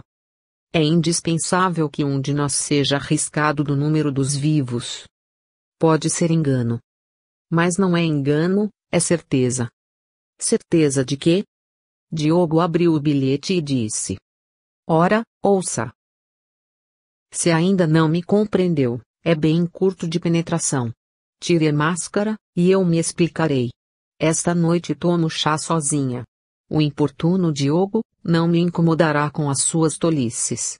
Dê-me a felicidade de vê-lo e admirá-lo. Emília. Mas, que é isto? Que é isto? Ah! Se fosse mais do que isto, já eu estava morto. Pude pilhar a carta, e a tal entrevista não se deu. Quando foi escrita a carta? Ontem. Tranquilize-se. É capaz de guardar um segredo. O que lhe vou dizer é grave. Mas só a sua aflição me fez falar. Posso afirmar-lhe que esta carta é uma pura caçoada. Trata-se de vingar o nosso sexo ultrajado. Trata-se de fazer com que Tito se apaixone. Nada mais. Diogo estremeceu de alegria. Sim? Perguntou ele. É pura verdade. Mas veja lá, isto é segredo. Se lhe o descobri foi por vê-lo aflito. Não nos comprometa. Isso é sério? Insistiu Diogo. Como quer que lhe diga? Ah! Que peso me tirou! Pode estar certa de que o segredo caiu num poço. Oh! Muito me hei de rir. Muito, me hei de rir. Que boa inspiração tive em vir falar-lhe. Diga-me, posso dizer a dona Emília, que sei tudo? Não. É então melhor que não me dê por achado. Sim. Muito bem. Dizendo estas palavras, o velho Diogo esfregava as mãos e piscava os olhos. Estava radiante. Que ver o suposto rival sendo vítima dos laços da viúva. Que glória! Que felicidade! Nisto estava quando à porta do interior apareceu Tito. Acabava de levantar-se da cama. Bom dia, dona Adelaide, disse ele dirigindo-se para a mulher de Azevedo. Depois sentando-se e voltando a cara para Diogo. Bom dia, disse. Está hoje alegre. Tirou a sorte grande? A sorte grande? Perguntou Diogo. Tirei. Tirei. Dormiu bem? Perguntou Adelaide a Tito. Como um justo que sou. Tive sonhos cor-de-rosa, sonhei com o senhor Diogo. Ah! Sonhou comigo? Murmurou entre dentes, o velho namorado. Coitado! Tenho pena dele. Mas onde está Azevedo? Perguntou Tito a Adelaide. Anda de passeio. Já? Pois então. 11 horas. 11 horas, é verdade. Acordei muito tarde. Tinha 2 visitas para fazer. Uma à dona Emília. Ah! Disse Diogo. De que se espanta, meu caro? De nada. De nada. Bom, vou mandar por o seu almoço, disse Adelaide. Os dois ficaram sós. Tito acendeu um cigarro de palha, Diogo afetava grande distração, mas olhava sorrateiramente para o moço. Este, apenas soltou 2 fumaças. Voltou-se para o velho e disse. Como vão os seus amores? Que amores? Os seus, a Emília. Já lhe fez compreender toda a imensidade da paixão que o devora. Qual? Preciso de algumas lições. Se mais quisesse dar? Eu. Está sonhando. Ah! Eu sei que o senhor é forte. É modesto, mas é forte. E até fortíssimo. Ora, eu sou realmente um aprendiz. Tive há pouco a ideia de desafiá-lo. A mim. É verdade. Mas foi uma loucura de que me arrependi. Além de que não é uso em nosso país. Em toda a parte é uso vingar a honra. Bravo, Dom Quixote. Ora, eu acreditava-me ofendido na honra. Por mim? Mas, emendei a mão, reparei que era antes eu, quem ofendia, pretendendo lutar com um mestre. Eu. Simples aprendiz. Mestre de quê? Dos amores. Oh! Eu sei que é mestre. Deixe-se disso. Eu não sou nada. O senhor Diogo, sim. O senhor vale um urso, vale mesmo 2. Como havia de? Eu. Ora. Aposto que teve ciúmes. Exatamente. Mas era preciso não me conhecer, não sabe das minhas ideias? O homem, às vezes é pior. Pior, como? As mulheres não deixam uma afronta sem castigo. As suas ideias são afrontosas. Qual será o castigo? Paro aqui. Onde vai? Vou sair. Adeus. Não se lembre mais da minha, desastrada, ideia do duelo. Que está acabado. Ah! O senhor escapou de boa. De quê? De morrer. Eu enfiava-lhe a espada por esse abdômen. Com um gosto. Com um gosto só comparável ao que tenho, de abraçá-lo vivo, e são. Diogo riu-se com um riso amarelo. Obrigado, obrigado. Até logo. Venha cá. Onde vai? Não se despede de Dona Adelaide? Eu já volto, disse Diogo travando do chapéu e saindo precipitadamente. Tito ainda o acompanhou com os olhos. Este sujeito, disse o moço consigo quando se viu só, não tem nada de original. Aquela opinião a respeito das mulheres não é dele. Melhor. Já se conspira, é o que me convém.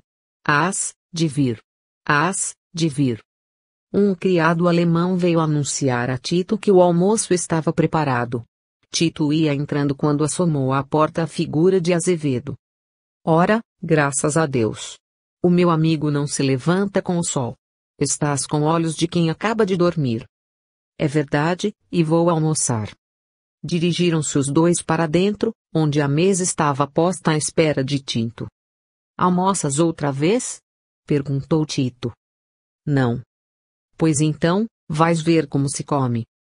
Tito sentou-se à mesa, Azevedo estirou-se num sofá. Onde foste? Perguntou Tito. Fui passear. Compreendi que é preciso ver e admirar o que é indiferente, para apreciar e ver aquilo que faz a felicidade íntima do coração. Ah! Sim? Bem vês que, até a felicidade por igual, fatiga. Afinal, sempre a razão do meu lado. Talvez. Apesar de tudo, quer-me parecer que já intentas entrar na família dos casados. Eu. Tu. Sim. Por quê? Mas, dize. É ou não verdade? Qual verdade? O que sei, é que uma destas tardes em que adormeceste lendo, não sei que livro, ouvi-te pronunciar em sonhos, com a maior ternura, o nome de Emília. Deveras? Perguntou Tito mastigando. É exato. Concluí que se sonhavas com ela é que a tinhas no pensamento, e se a tinhas no pensamento é que a amavas. Concluíste mal. Mal? Concluíste como um marido de 5 meses. Que prova um sonho, não prova nada. Pareces velha supersticiosa. Mas enfim, alguma coisa há por força. Serás capaz de me dizeres o que é? O homem, podia dizer-te alguma coisa se não fosses casado. Que tem que eu seja casado? Tem tudo. Seria indiscreto, sem querer, e, até sem saber. À noite, entre um beijo e um bocejo, o marido e a mulher abrem um para o outro a bolsa das confidências. Sem pensares, podes deitar tudo a perder. Não digas isso. Vamos lá. A novidade? Não há nada. Confirmas as minhas suspeitas. Gostas da Emília? Ódio não lhe tenho, é verdade. Gostas. E ela merece. É uma boa senhora, de não vulgar beleza, possuindo as melhores qualidades. Talvez, preferisses que não fosse viúva.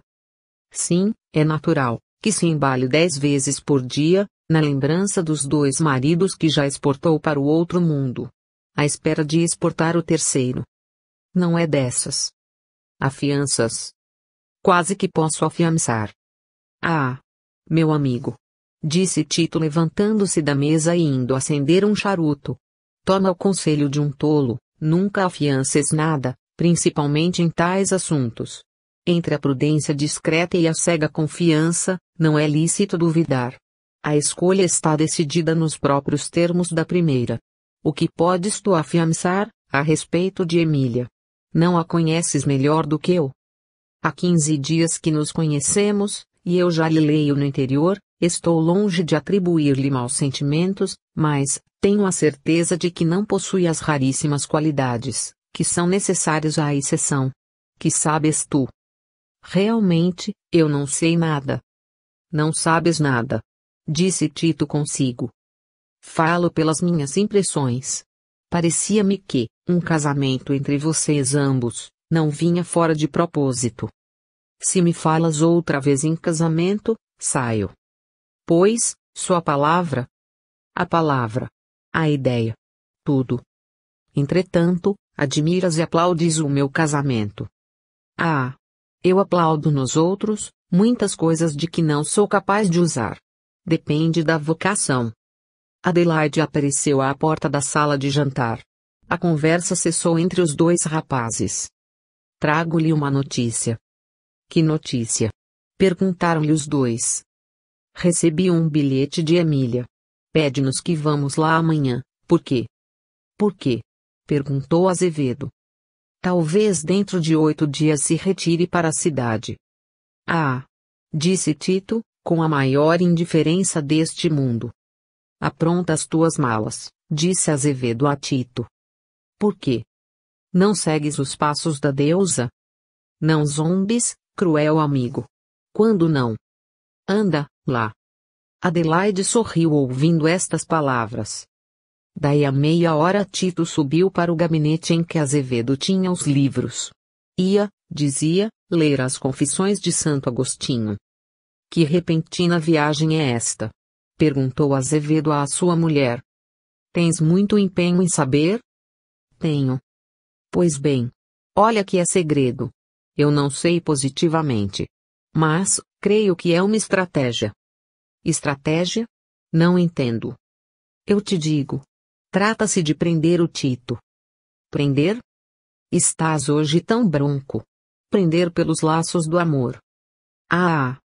Emília julgou que deve fazê-lo. É só para brincar. No dia em que ele se declarar vencido, fica ela vingada do que ele disse contra o sexo. Não está mal. E tu entras nesta estratégia. Como conselheira. Trama-se então contra um amigo, um alter ego. Tá, cala a boca. Não vás fazer abortar o plano. Azevedo riu-se a bandeiras despregadas. No fundo achava engraçada a punição premeditada ao pobre Tito. A visita que Tito disse ter de fazer à viúva naquele dia, não se realizou. Diogo, que apenas saíra da casa de Azevedo, ciente das intenções da viúva, fora para a casa desta esperar o rapaz. Embalde lá esteve durante o dia, embalde jantou. Embalde aborreceu a tarde inteira, tanto a Emília como a tia. Tito não apareceu. Mas, à noite, à hora em que Diogo, já vexado de tanta demora na casa da moça, tratava de sair, anunciou-se a chegada de Tito. Emília estremeceu, mas esse movimento escapou a Diogo. Tito entrou na sala onde se achavam Emília, a tia, e Diogo. Não contava com a sua visita, disse a viúva. Eu sou assim. Apareço quando não me esperam. Sou como a morte, e a sorte grande. Agora é a sorte grande, disse Emília. Que número é o seu bilhete, minha senhora? Número 12, isto é. 12 horas que tenho tido o prazer de ter hoje aqui, o senhor Diogo. 12 horas, exclamou Tito, voltando-se para o velho. Sem que ainda o nosso bom amigo nos contasse uma história. 12 horas. Repetiu Tito. Que admira, meu caro senhor? Perguntou Diogo. Acho um pouco estirado. As horas contam-se quando são aborrecidas. Peço para me retirar. E dizendo isto, Diogo travou do chapéu para sair, lançando um olhar de despeito e ciúme para a viúva. Que é isso? Perguntou esta. Onde vai? Dou asas às horas, respondeu Diogo ao ouvido de Emília. Vão correr depressa agora. Perdoo-lhe e peço que se sente. Diogo sentou-se. A tia de Emília pediu licença para retirar-se alguns minutos.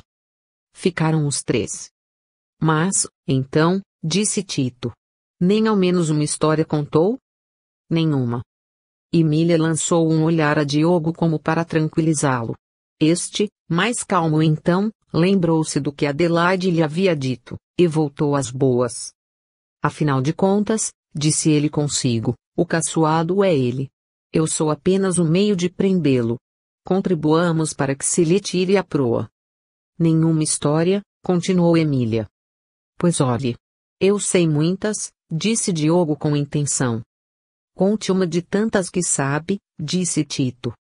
Nada. Por que não conta ao senhor? Se faz empenho. Muito, disse Diogo piscando os olhos. Conte lá, por exemplo, a história do taboqueado, a história das imposturas do amor, a história dos viajantes encouraçados. Vá. Não. Vou contar a história de um homem e de um macaco. Oh! Disse a viúva. É muito interessante, disse Tito. Ora, ouçam. Perdão, interrompeu Emília, será depois do chá. Pois sim. Daí a pouco, servia-se o chá aos três. Findo ele, Tito tomou a palavra, e começou a história. História de um homem e de um macaco. Não longe da vila, no interior do Brasil, morava há uns 20 anos um homem de 35 anos, cuja vida misteriosa era objeto das conversas das vilas próximas, e o objeto do terror que experimentavam os viajantes, que passavam na estrada a 2 passos da casa. A própria casa era já de causar apreensões ao espírito menos timorato. Vista de longe nem parecia casa. Tão baixinha era. Mas, quem se aproximasse conheceria aquela construção singular. Metade do edifício estava ao nível do chão e metade abaixo da terra. Era, entretanto, uma casa solidamente construída. Não tinha porta nem janelas. Tinha um vão quadrado que servia ao mesmo tempo de janela e de porta. Era por ali que o misterioso morador entrava e saía. Pouca gente o via sair, não só porque ele raras vezes o fazia, como porque o fazia em horas impróprias. Era nas horas da lua cheia que o solitário deixava a residência para ir passear nos arredores. Levava sempre consigo um grande macaco, que acudia pelo nome de Calígula. O macaco e o homem e o macaco eram 2 amigos inseparáveis, dentro e fora de casa, na lua nova. 1000 versões corriam a respeito deste misterioso solitário. A mais geral, é que era um feiticeiro. Havia uma que o dava por doido. Outra, por simplesmente atacado de misantropia. Esta última versão, tinha por si 2 circunstâncias, a primeira era não constar, nada de positivo que fizesse reconhecer no homem, hábitos de feiticeiro, ou alienado. A segunda era a amizade que ele parecia votar ao macaco, e o horror com que fugia ao olhar dos homens. Quando a gente se aborrece dos homens, toma sempre a afeição dos animais, que tem a vantagem de não discorrer, nem intrigar. O misterioso. É preciso dar-lhe um nome, chamemo-lo Daniel. Daniel preferia o macaco, e não falava mais homem algum. Algumas vezes os viajantes que passavam pela estrada, ouviam partir de dentro da casa, gritos do macaco e do homem. Era o homem que afagava o macaco. Como se alimentavam aquelas 2 criaturas? Houve quem visse um dia de manhã abrir-se a porta, sair o macaco e voltar pouco depois com um embrulho na boca. O tropeiro que presenciava esta cena, quis descobrir onde ia o macaco buscar aquele embrulho, que levava sem dúvida os alimentos dos 2 solitários. Na manhã seguinte introduziu-se no mato. O macaco chegou, hora do costume, e dirigiu-se para um tronco de árvore.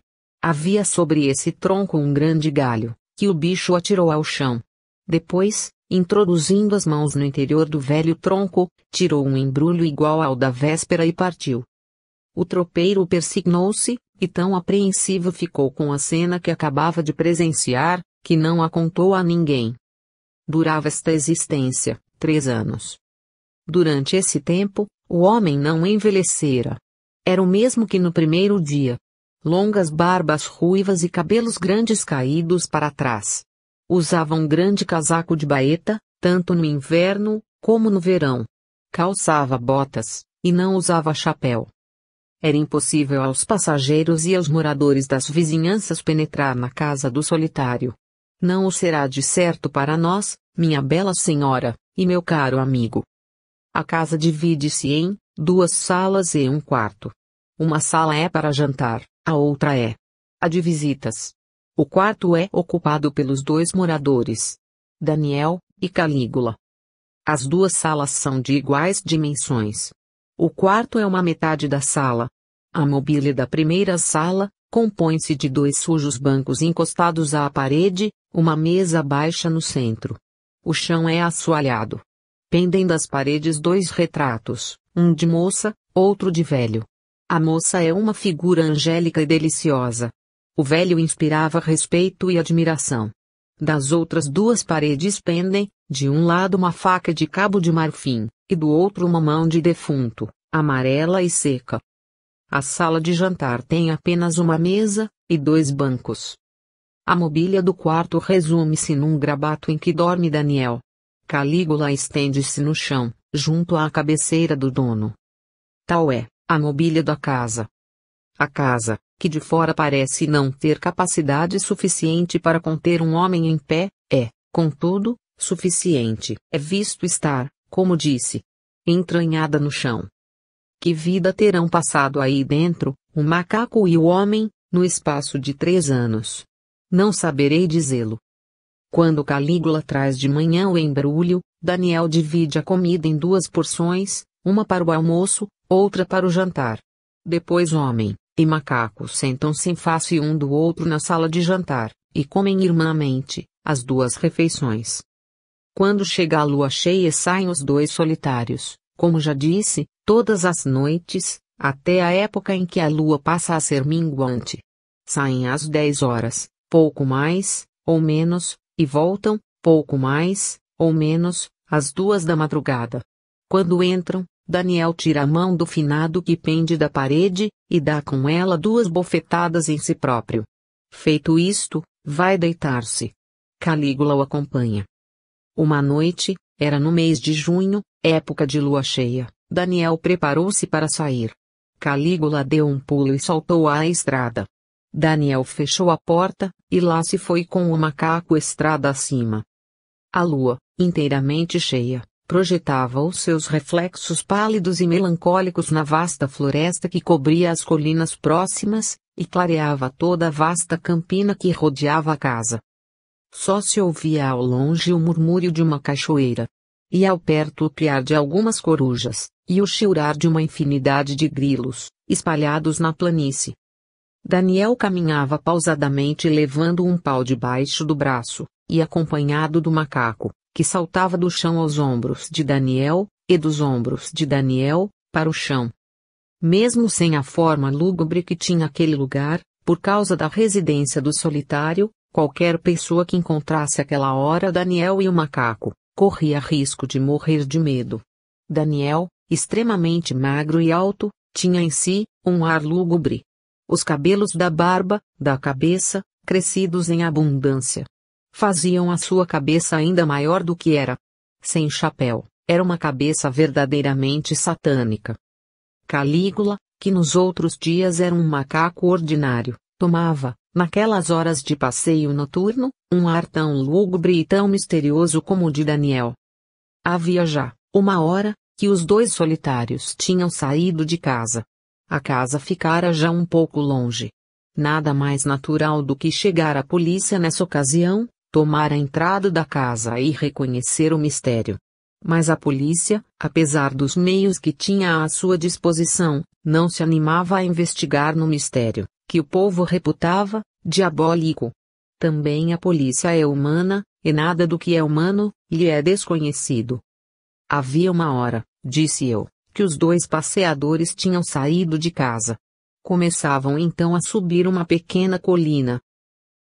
Tinto foi interrompido por um bocejo do velho Diogo. Quer dormir? Perguntou o rapaz. É o que vou fazer. Mas a história? A história é muito divertida.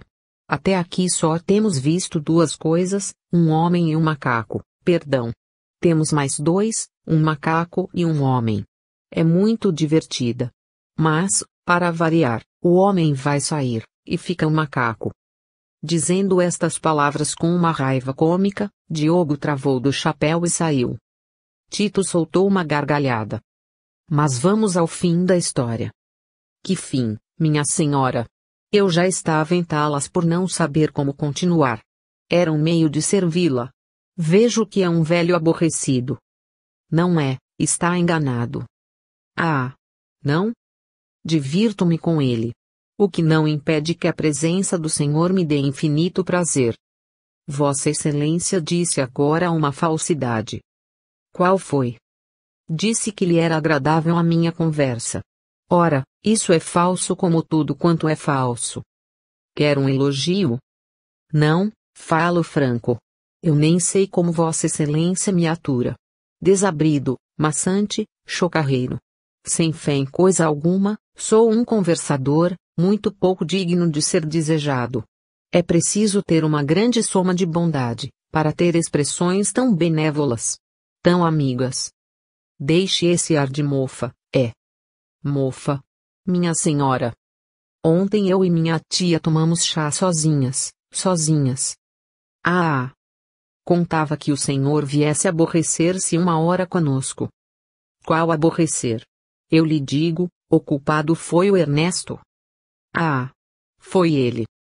É verdade, deu comigo aí em casa de uns amigos, éramos 4 ao todo, rolou a conversa sobre o Voltarete e acabamos por formar mesa. Ah! Mas foi uma noite completa. Aconteceu-me o que me acontece sempre, ganhei. Está bom.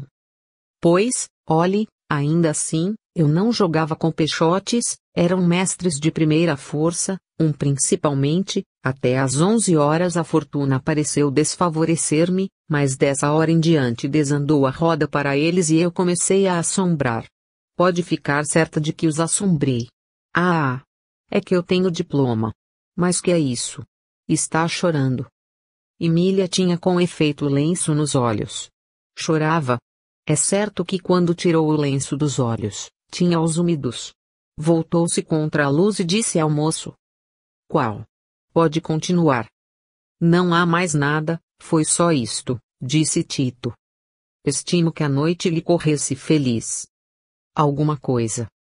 Mas a uma carta responde-se, porque não respondeu à minha? Disse a viúva. A sua, qual? A carta que lhe escrevi pedindo que viesse tomar chá conosco? Não me lembro. Não se lembra? Ou, se recebi essa carta, foi em ocasião que a não pude ler, e então esqueci-a em algum lugar. É possível. Mas, é a última vez. Não me convida mais para tomar chá? Não. Pode arriscar-se a perder distrações melhores. Isso não digo.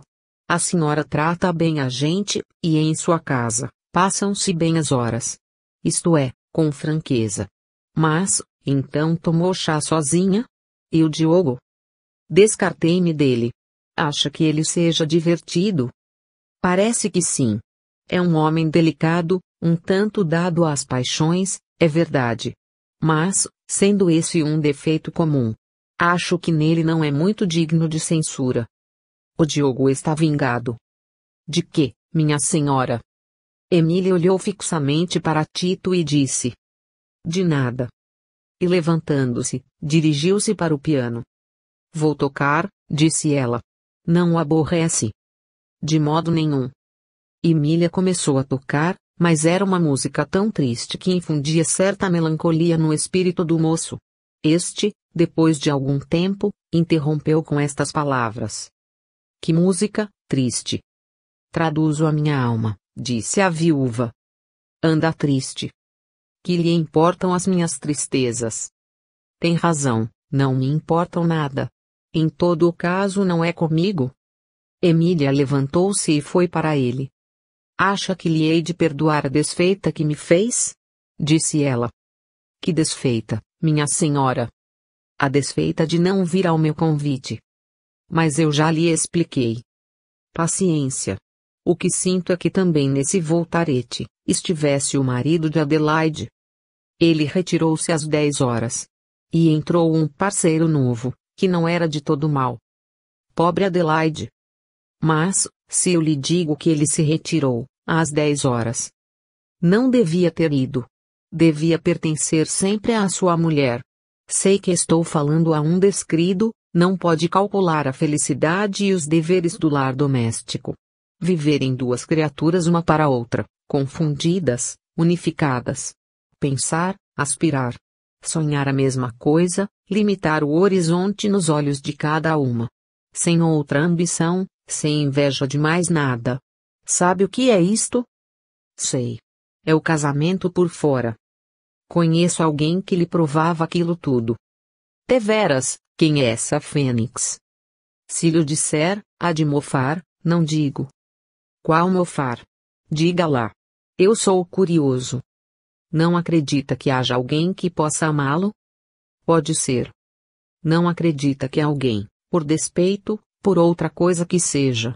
Tire da originalidade do seu espírito os influxos de um amor verdadeiro, muito diverso do amor ordinário dos salões, um amor capaz de sacrifício. Capaz de tudo, não acredita. Se me afirma. Acredito. Mas existe a pessoa, e o amor. São então, duas fênix. Não zombe. Existem. Procure. Ah! Isso há de ser mais difícil. Não tenho tempo. E suponha que achasse, de que me servia, para mim, é perfeitamente inútil. Isso é bom para outros. Para o Diogo, por exemplo. Para o Diogo? A bela viúva pareceu ter um assomo de cólera. Depois de um silêncio, disse: Adeus. Desculpe. Estou incomodada. Então. Até amanhã. Dizendo o que, Tito apertou a mão de Emília, e saiu tão alegre e descuidoso, como se saísse de um jantar de anos. Emília apenas ficou só. Caiu numa cadeira e cobriu o rosto.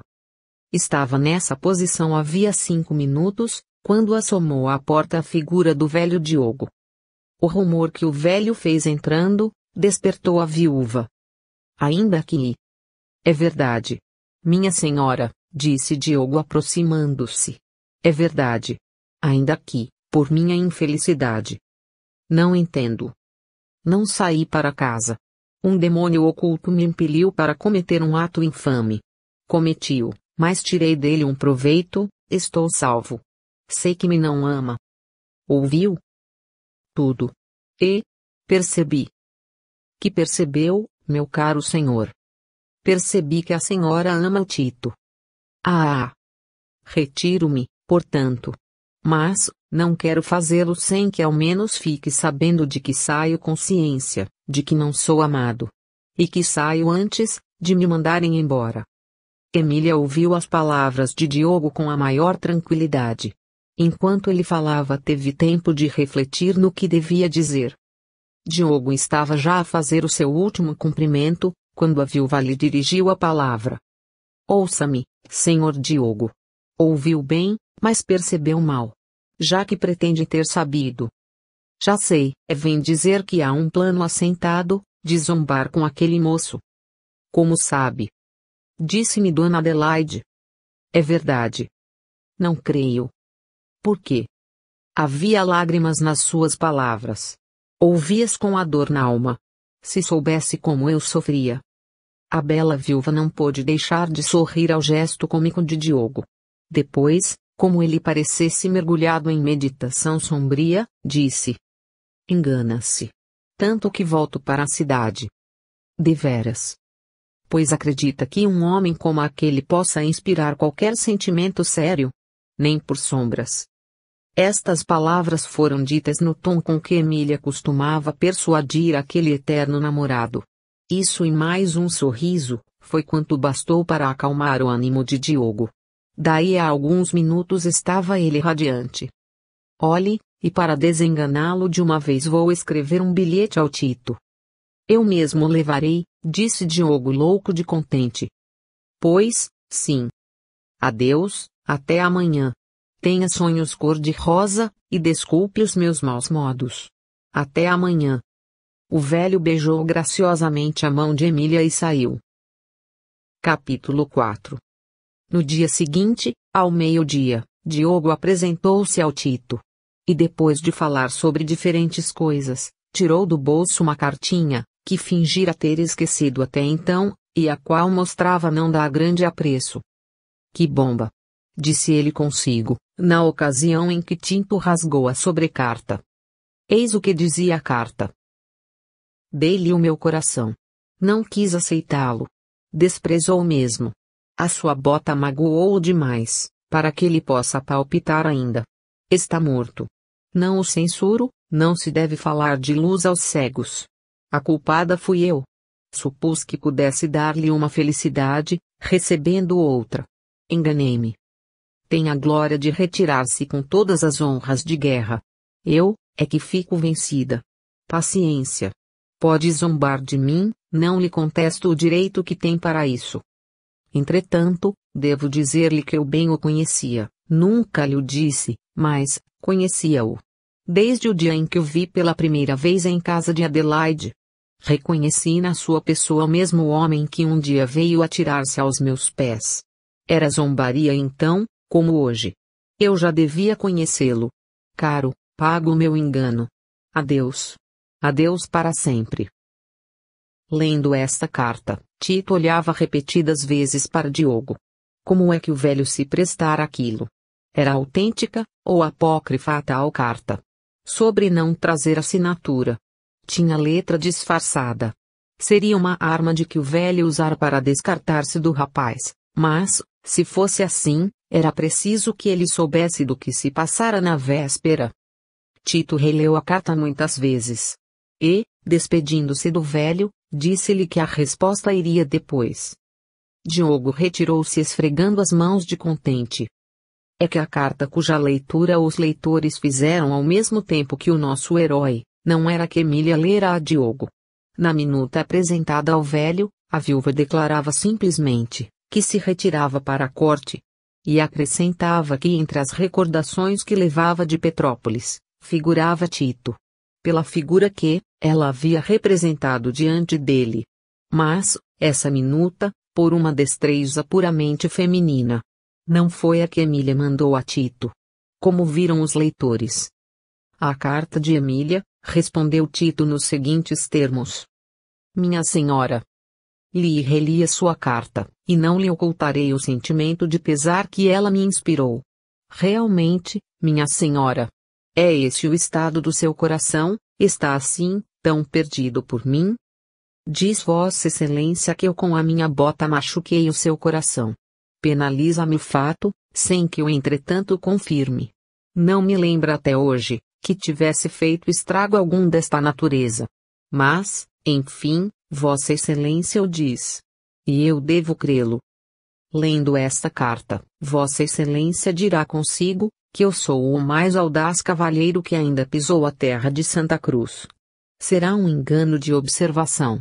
Isto em mim não é audácia. É franqueza. Lastimo que as coisas chegassem a este ponto, mas não posso dizer-lhe nada mais que a verdade. Devo confessar que não sei se a carta a que respondo é de Vossa Excelência. A sua letra, de que eu já vi uma amostra no álbum de Dona Adelaide, não se parece com a da carta. Está evidentemente disfarçada. É de qualquer mão. Demais, não traz assinatura. Digo isto porque, a primeira dúvida que nasceu em meu espírito proveio do portador escolhido. Pois que Vossa Excelência não achou outro senão o próprio Diogo, confesso que, de tudo o que tenho visto em minha vida, é isto o que mais me faz rir. Mas, eu não devo rir, minha senhora. Vossa Excelência abriu-me o seu coração de um modo que inspira, antes, compaixão. Esta compaixão, não lhe é desairosa, porque não vem por sentido irônico. É pura e sincera. Sinto não poder dar-lhe essa felicidade que me pede, mas, é assim. Não devo estender-me, contudo custa-me arrancar a pena de cima do papel. É que poucos terão a posição que eu ocupo agora. A posição de requestado. Mas, devo acabar e acabo aqui. Mandando-lhe os meus pêsames, e rogando a Deus, para que encontre um coração, menos frio que o meu. A letra vai disfarçada como a sua. E, como na sua carta, deixo a assinatura em branco. Esta carta foi entregue à viúva na mesma tarde. À noite, Azevedo e Adelaide foram visitá-la. Não puderam dissuadi-la da ideia da viagem para a corte. Emília usou mesmo de uma certa reserva para com Adelaide, que não pôde descobrir os motivos de semelhante procedimento, e retirou-se um tanto triste. No dia seguinte, com efeito, Emília e a tia aprontaram-se e saíram para voltar para a corte. Diogo ficou em Petrópolis ainda, cuidando em aprontar as malas. Não queria, dizia ele, que o público, vendo-o partir em companhia das duas senhoras, supusesse coisas desairosas à viúva.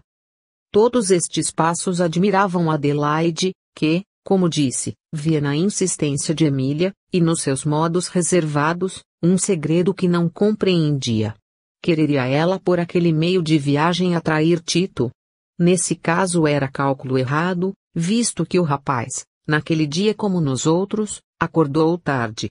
E almoçou alegremente. Sabe, disse Adelaide, que a esta hora deve ter partido para a cidade, nossa amiga Emília. Já tinha ouvido dizer. Por que será? Ah!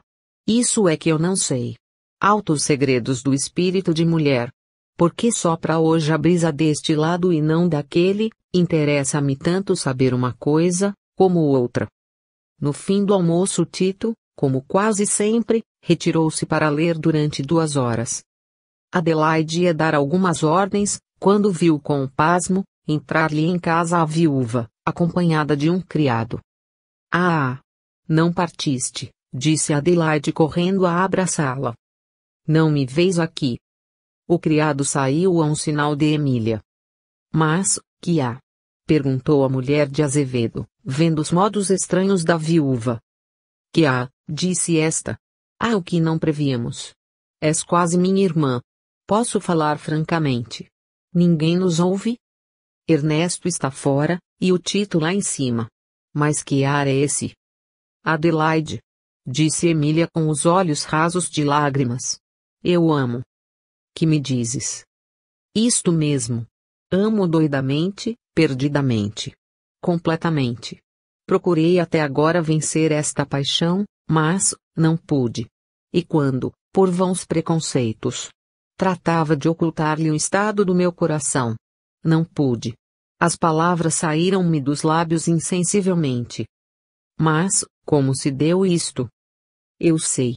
Parece que foi castigo. Quis fazer fogo, e queimei-me nas mesmas chamas. Ah! Não é de hoje que me sinto assim. Desde que, os seus desdéns em nada cederam, comecei a sentir não sei o que. Ao princípio, despeito. Depois, um desejo de triunfar. Depois, uma ambição de ceder tudo. Contanto que, tudo ganhasse. Afinal, não fui senhora de mim. Era eu, quem me sentia doidamente apaixonada, e lhe manifestava, por gestos, por palavras, por tudo. E mais crescia nele a indiferença, mais crescia o amor em mim. Mas, estás falando sério? Olha antes para mim. Quem pensara? A mim própria, parece impossível, porém, é mais que verdade. E ele? Ele disse-me 4 palavras indiferentes, nem sei o que foi, e retirou-se. Resistirá? Não sei. Se eu adivinhara isto, não te insinuaria naquela, malfadada ideia. Não me compreendeste. Cuidas que eu deploro o que acontece? Oh! Não. Sinto-me feliz, sinto-me orgulhosa. É um destes amores que brotam por si, para encher a alma de satisfação. Devo antes abençoar-te. É uma verdadeira paixão. Mas, acreditas impossível a conversão dele? Não sei. Mas, seja ou não impossível, não é a conversão que eu peço, basta-me que seja menos indiferente e mais compassivo. Mas que pretendes fazer? Perguntou Adelaide sentindo que as lágrimas também lhe rebentavam dos olhos. Houve alguns instantes de silêncio. Mas o que tu não sabes, continuou Emília, é que ele não é para mim um simples estranho. Já o conhecia antes de casada. Foi ele quem me pediu em casamento antes de Rafael. Ah! Sabias? Ele já me havia contado a história, mas não nomeara a santa. Eras tu? Era eu. Ambos nos conhecíamos, sem dizermos nada, um ao outro. Por quê? A resposta a esta pergunta foi dada pelo próprio Tito, que assomara à porta do interior. Tendo visto entrar a viúva de uma das janelas, Tito desceu abaixo, ao ouvir a conversa dela com Adelaide. A estranheza que lhe causava, a volta inesperada de Emília, podia desculpar a indiscrição do rapaz. Por quê? Repetiu ele. É o que lhes vou dizer. Mas antes de tudo, disse Adelaide, não sei se sabe que uma indiferença, tão completa, como a sua, pode ser fatal a quem lhe é menos indiferente.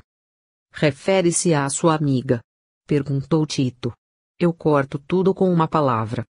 E voltando-se para Emília, disse, estendendo-lhe a mão. Aceita a minha mão de esposo? Um grito de alegria suprema ia saindo do peito de Emília, mas não sei se um resto de orgulho, ou qualquer outro sentimento, converteu essa manifestação em uma simples palavra, que, aliás, foi pronunciada com lágrimas na voz. Sim, disse ela. Tito beijou amorosamente a mão da viúva. Depois acrescentou. Mas é preciso medir toda a minha generosidade. Eu devia dizer, aceito a sua mão. Devia, ou não devia, sou um tanto original, e gosto de fazer inversão em tudo. Pois sim, mas, de um ou de outro modo, sou feliz. Contudo, um remorso me surge na consciência. Dou-lhe uma felicidade tão completa, como a que recebo. Remorso, se é sujeita aos remorsos deve ter um. Mas, por motivo diverso. A senhora está passando neste momento, pelas forças caudinas. Fila sofrer, não? Ouvindo o que vou dizer, concordará que eu já antes sofria, e muito mais. Temos romance? Perguntou Adelaide, a Tito. Realidade, minha senhora, respondeu Tito. E realidade em prosa. Um dia, há já alguns anos, tive eu a felicidade de ver uma senhora. E amei-a. O amor foi, tanto mais indomável, quanto que, me nasceu de súbito. Era então, mais ardente que hoje, não conhecia muitos usos do mundo. Resolvi declarar-lhe a minha paixão, e pedi-la em casamento. Tive em resposta, este bilhete. Já sei, disse Emília. Essa senhora fui eu. Estou humilhada. Perdão. Meu amor lhe perdoa, nunca deixei de amá-la. Eu estava certo de encontrá-la um dia e procedi de modo a fazer-me o desejado. Escreva isto, e dirão que é um romance. Disse alegremente Adelaide. A vida não é outra coisa. Acrescentou Tito. Daí a meia hora entrava Azevedo. Admirado da presença de Emília, quando a supunha a rodar no trem de ferro, e mais admirado ainda, das maneiras cordiais por que se tratavam, Tito e Emília. O marido de Adelaide inquiriu a causa disso. A causa é simples, respondeu Adelaide, Emília voltou porque vai casar-se com Tito. Azevedo não se deu por satisfeito, explicaram-lhe tudo. Percebo, disse ele, Tito, não tendo alcançado nada caminhando em linha reta, procurou ver se alcançava, caminhando por linha curva. Às vezes, é o caminho mais curto. Como agora, acrescentou Tito. Emília jantou em casa de Adelaide. À tarde apareceu ali o velho Diogo, que ia despedir-se porque devia partir para a corte no dia seguinte de manhã. Grande foi a sua admiração quando viu a viúva. Voltou? É verdade, respondeu Emília rindo. Pois eu ia partir, mas já não parto. Ah! Recebi uma carta da Europa, foi o capitão da galera macedônia quem a trouxe. Chegou o urso. Pois vá fazer-lhe companhia, respondeu Tito. Diogo fez uma careta. Depois, como desejasse saber o motivo da súbita volta da viúva, esta explicou-lhe, que se ia casar com Tito. Diogo não acreditou. É ainda um laço, não, disse ele, piscando os olhos.